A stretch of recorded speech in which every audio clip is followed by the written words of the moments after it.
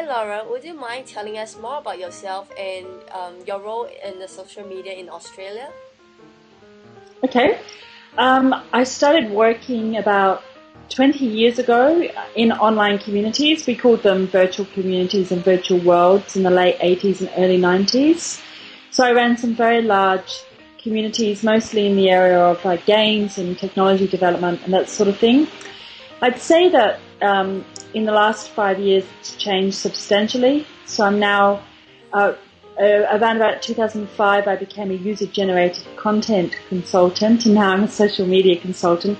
And next year, who knows, I'll be a transmedia, but it'll all be the same job. It'll just be a different title. Very much around how do you build interactive, not just interactive, but proactive, creative audiences for products and services. I don't actually just work in Australia. I do a lot of work in Singapore. The Singapore military are one of my clients. I've also done some work in Saudi Arabia, working for the Royal House of Saud. We set up an online community for Islamic women in around 2008, and that was a very big success for Middle East broadcasting across the Middle East, this special community for Arabic women. So it's about building communities. In Australia, we look after shows like Junior MasterChef. So we look after their blogs and their forums and their Facebook pages. And so I'm sort of involved in lots of different aspects of social media and have been for a long time now. I lecture at the University of Sydney and I lecture at the Australian Film, Television and Radio School. And yeah, so that's me. Okay. And Australia's total internet consumption is below the global average despite high internet and broadband penetration. Why do you think this is so? We have high penetration, but we do not have a strong service, so it's not particularly fast. We don't deliver a lot of services across broadband. I would say the average Australian isn't comfortable with, for instance, receiving their television service over broadband. They're not thinking in that way or that frame of mind. We're a large country, so we, unless you're in a major city on the east coast, there's long distances with very, very poor services. And just to give you an idea, I know people who are about 2 hours out of Sydney on the other side of the Blue Mountains, and they have voice over IP, and the service is so poor that they can't use it. They have to go into the nearest city and use a public telephone because they can't get VoIP out in the bush. So, yeah, we have high broadband penetration, but it's not a good, solid service. We are getting a national broadband network, and I would say once that comes, we will start to see people using the internet as more often. And the other thing I would say is as we become more mobile and we are used to having an always-on service, which I know you have in Singapore, but we don't tend to have here, people will get used to doing things like Facebooking at the bus stop or tweeting on the train. And it's not, at the moment, it's not part of our culture to do that. So I think we're shifting and changing. Okay. Many experts believe Twitter has hit its peak and will plateau, and they actually attributed two reasons to it. It may be due to the case of Australia's recent stagnating user base in the past 4 to 5 months, or maybe because due to new location-based services such as Foursquare that may drive users to these new social sites. What is your view on the outlook of Twitter over the next few years, and do you agree that Twitter will continue to decline in Australia? Twitter as recently as a couple of months ago, increased from 300,000 new users a day to 500,000. So Twitter is still on this massive J curve of increasing services. Something else that I think people who haven't really looked at the services is that Foursquare, Gowalla, these kind of geolocated-based check-in services actually sit on top of Twitter. They're at their most powerful when you don't use them as a standalone service, but you check the button which says, tell my friends on Facebook and Twitter that this is where I am.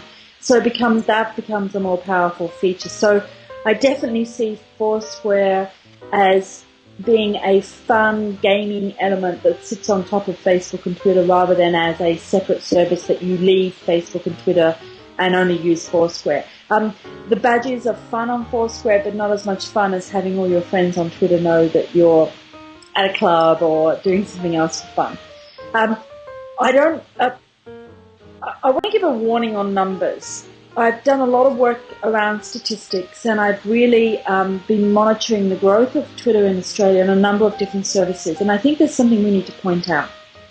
Australia, for a number of years, was the only first world country, the only developed country that didn't offer an SMS service into Twitter. So we had to wait for 3G to come along for it to grow. So it's actually been growing tremendously now that we don't have to rely on an SMS-based service. How we were using Twitter before was we were using a web page, and most analytics services such as Hitwise and ComScore, they measure web traffic. The trick with Twitter is once you've been on it for a month, is you leave the web page and you start to use it on your mobile phone. So you're not using HTML, HTTP, so it can't be measured on the web. You're using APIs that come into EchoFon, TwitterFon, all the different apps that sit on the Android and sit on the iPad, that sort of thing. It's not being measured. So you often see people say, people join Twitter and then they leave after a month. It's not true. After a month, they move onto their mobile phone and they no longer load up the web page. They're using their mobile phone instead. Ev, who's the CEO of Twitter, has always said that Australia's constantly in the top 10 of their growth rates. I don't have the numbers in front of me or exactly what percentage we are, but given that Twitter users in general is growing by 500,000 a day, I think even in November 2010, so 3 months ago, Twitter increased to 175 million users. It's predicted that Twitter will be over 200 million users this year. So it's fast growing on Facebook. Facebook's at 500 million, Twitter's at 200 million. Another thing I think is Facebook's a destination. You go to Facebook and you do Facebooking. I really see Twitter breaking up and starting to offer services such as back channels to TV shows, and they're already starting to do deals.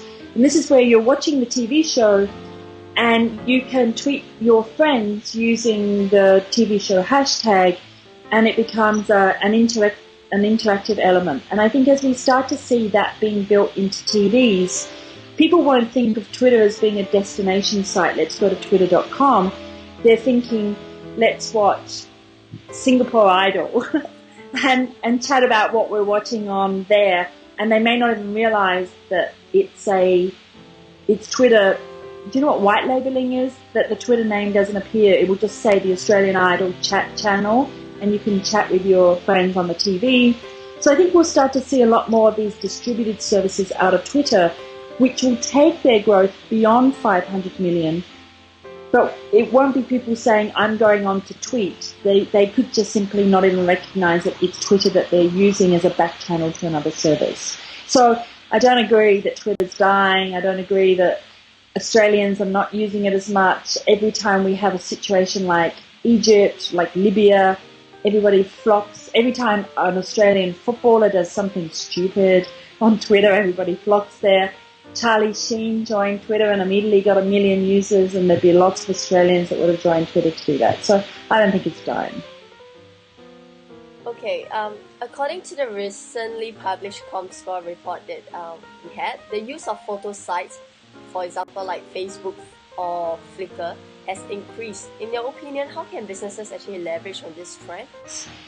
Perhaps the most interesting element, I split social networks up into content-based social networks like Flickr and photo sharing sites, or YouTube and video sharing sites. That's one style of social network. Another style of social network is a distribution social network like Twitter, where the videos and the photos are less important. It's more about linking, it's more about distributing stuff you've seen elsewhere on the net. As we move away from social media and we move into the intelligent web, into the semantic web, so away from Web 2.0 and into Web 3.0, what I see happening is photos and videos being implemented through augmented reality. And I don't know if you've looked at augmented reality and marketing as part of your class, but that ability to pan the horizon with a camera, or to use goggles, I forget what they're called. They're like sunglasses that you can see the internet, and being able to click photos and say, I want to see all the photos that people have taken inside this restaurant, or I want to see all the photos that people have taken inside this theme park.